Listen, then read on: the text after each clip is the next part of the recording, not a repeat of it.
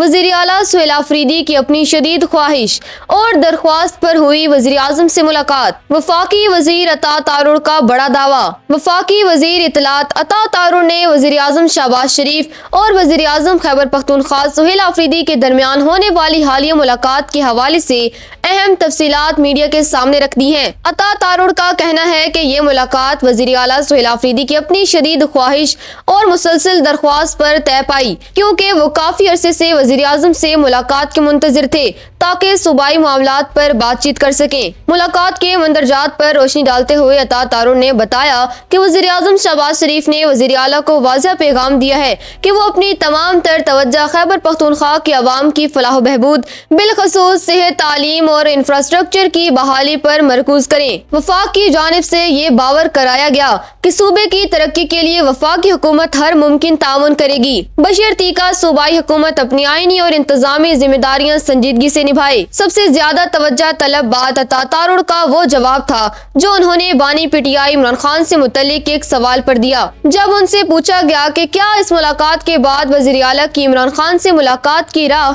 हमवार होगी, तो अता तारुर ने इंकशाफ किया कि सुहेल आफरीदी ने पूरी मुलाकात के दौरान इमरान खान का जिक्र तक नहीं किया। उनके मुताबिक वज़ीर आला ने कोई सियासी बातचीत नहीं की और उनका तमाम तर इसरार सिर्फ इंतजामी अमूर और सूबे के माली मामलात तक महदूद रहा।